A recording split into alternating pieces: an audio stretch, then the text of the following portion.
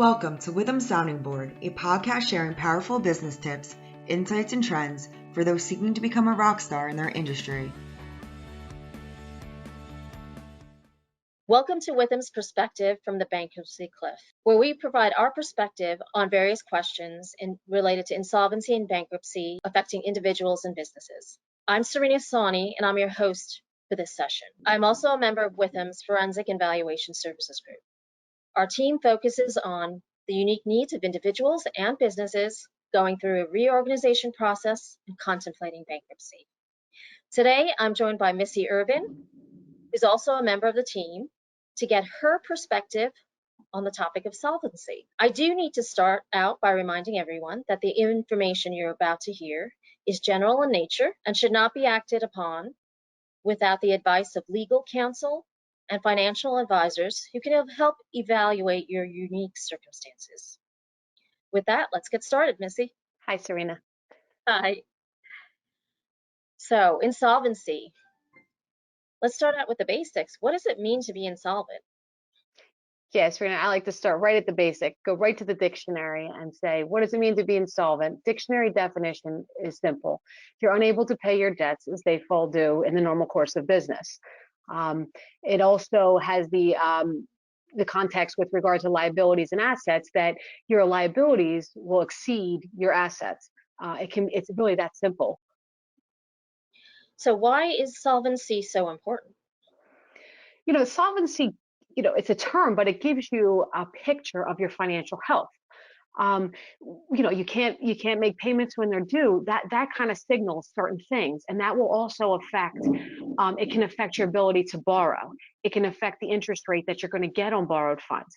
It can even affect your ability to pay your rent. So you may have, as simple as something you're trying to rent a place, and somebody sees that you can't make your payments. That could affect your ability to even get a place to live, or whether you should be hired for a particular job, depending on what industry you're working in. And then in the bankruptcy context, you have a situation where legal actions may be now pursued against you because you're insolvent. They're going to try to force you to make payment.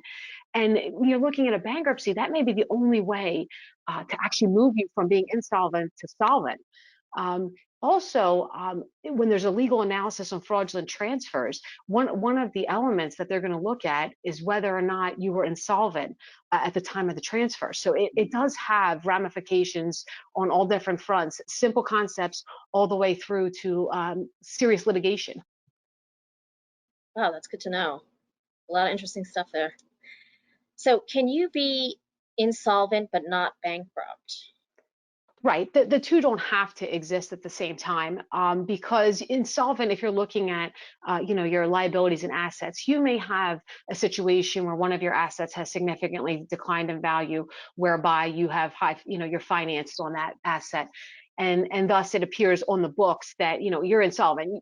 It's the assets are not covering your liabilities, but that doesn't necessarily mean you're in a position where you are you're bankrupt or need to file bankruptcy. Is there a specific time period an issue here? Well, when you're looking at a bankruptcy situation, there's no requirement by the law or the statutes, the bankruptcy code, that say, okay, you have to be insolvent for this length of time.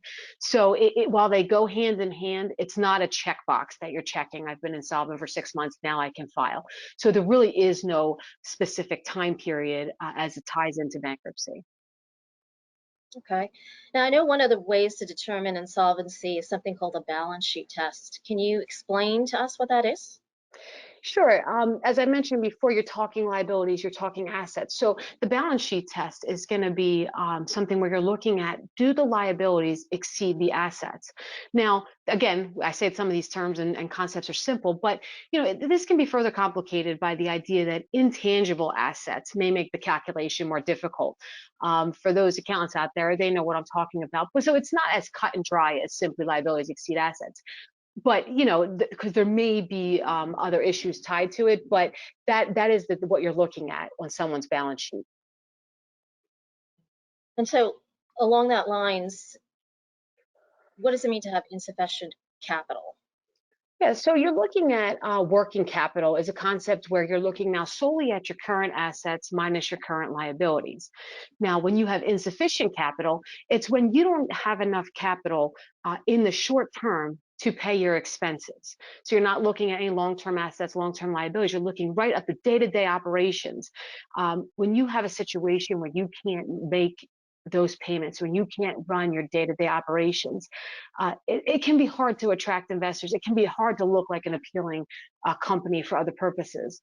So, it does create problems. It's not always automatically financial distress because you can be expanding. And so you may be in a position for the short term that may happen. But, you're looking at if you have a business plan, do you have the capital and the cash to implement that business plan? And you're going to want a contingency reserve. You're not going to be one in a position where you can't just pay your day-to-day operations. All right, great. Thank you, Missy. I hope everyone found the information on solvency helpful. Should you have any questions regarding your unique circumstances, please do reach out to a member of our team. Our contact information can be found at witham.com in the Forensic and Valuation Services group. This episode, as well as others in the series, can also be found at witham.com. Thank you for listening to Witham's Perspective from the Bankruptcy Cliff. Thanks for joining us. Be sure to subscribe to our podcast so you'll be first in line to hear what's coming next. Don't want to wait for our next episode? Check us out at witham.com. That's WITHUM.com.